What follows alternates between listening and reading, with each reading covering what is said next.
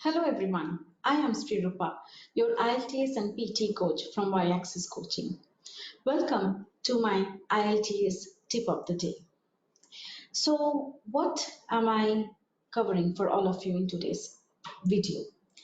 Today, I thought of helping you with certain strategy when it comes to note taking, rather jotting down or scribbling down points on your scratch paper when you get 1 minute to think for your part 2 of the speaking test.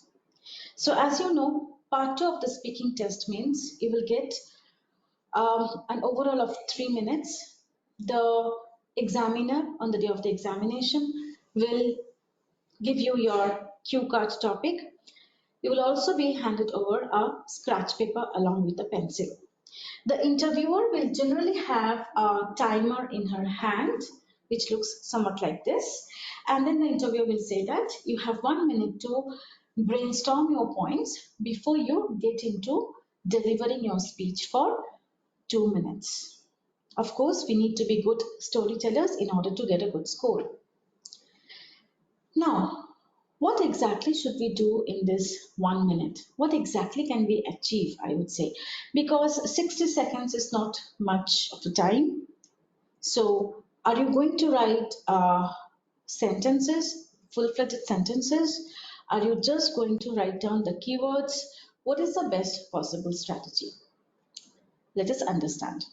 Because, the reality is 60 seconds is not much at all. The first 20 seconds you will take only to think of the of a place. Suppose your cue card is something like this. Describe a gift that you have received from someone. You should say, what is that gift? When did you receive that gift? From whom? And why do you consider that to be a special gift? So at least 20 seconds you will take to think of a gift. So similarly, I have chosen a cue card for all of you today, and this topic had been there in the actual test. So as you can see, the topic reads something like this. Describe a place you have lived in that you particularly liked. So it wants you to talk about a place you have lived in and you liked living over there. You should say, and then there are 4 bullet points as we expect.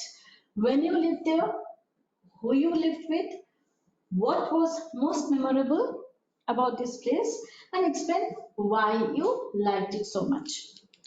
So when you get your cue card topic, I would always say that read the question, read the bullet points and take note of the keywords.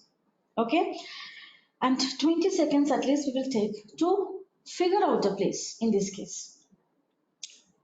After that, definitely we should start parking our thinking on the page. It's very, very important. Now, my advice will be do not write full sentences. Do not write a paragraph. Don't do that. Suppose this is a cue card topic which you have seen beforehand. Okay? Never ever get into writing a full-fledged paragraph or full sentences, because the moment you write full sentences, or if you end up writing the script, when the interviewer asks you to speak at length for 2 minutes, it's natural human tendency, we will look down and start reading out the response, and then it becomes a reading test. It no more remains a speaking test. So please keep this in mind. Just the keywords is what we should write. And when we say keywords, what do we mean? Around 2 to 3 keywords for every bullet point that you see. You can definitely follow the bubble method. So now I'm going to demonstrate on the whiteboard what is meant by this bubble method. Okay, so allow me some time. I will erase the board and demonstrate that for you on the board. We will stick to the same cue card.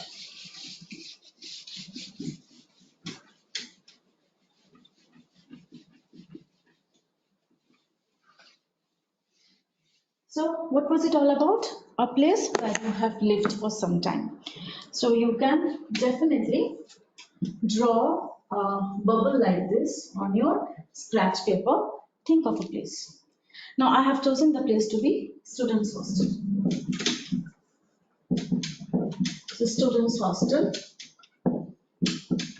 Perth, Australia. Okay, now what were the other bullet points? When did you stay over there? Suppose 2 years ago, when you were pursuing your higher studies. Okay, now what was the next bullet point? What did you like the most? Okay, whom did you stay with? So you went abroad for higher studies, so other overseas students who stayed along with other overseas students. What did you like about that students' hostel? You should be able to think of few keywords. Okay, maybe the students' hostel had a big garden. Okay, a library. You really enjoyed spending time over there. Now, when you're writing the bullet points, just the keywords is what we should write when we're noting down the keywords for each and every bullet point. Okay, and finally, what made you lived over there for some time? So, what made it so memorable? So, maybe you can write over here. It was a friendly place, so made new friends. Okay, fine. So what you liked, it was a very friendly place and you happened to meet different friends from different parts of the world. So I'm not writing the entire sentence or a phrase, I'm just writing few words, made new friends.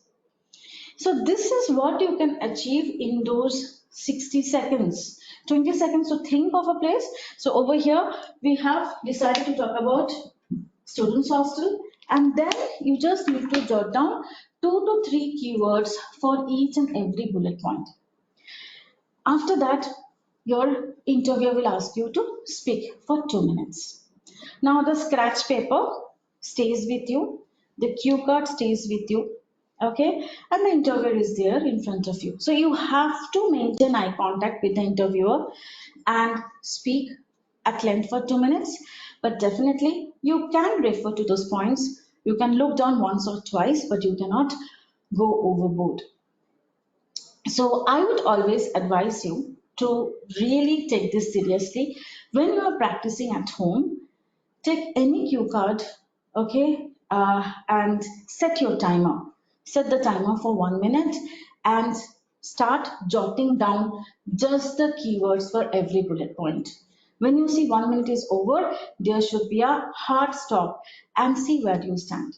Okay, so brainstorming plays a very, very important part, remember, because if you have jotted down the keywords, that helps you with the foundation. When you speak at length for 2 minutes, you have to build on those points and you will also not go off topic.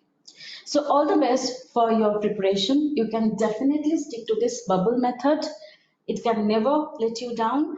And I would say that speaking part 2 needs practice, a lot of practice with the timer running down.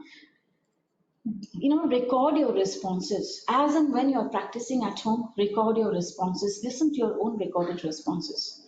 So be it brainstorming the point for 1 minute, be it speaking at length for 2 minutes, it's always a good practice to practice with the timer running down. I wish you the best for your IELTS examination and thank you so much for watching this video. I'm sure this will be of great help when it comes to your IELTS preparation. So I'm Sreerupa saying bye for the time being. I will be meeting you soon with another tip. Thank you so much. Bye bye. Take care.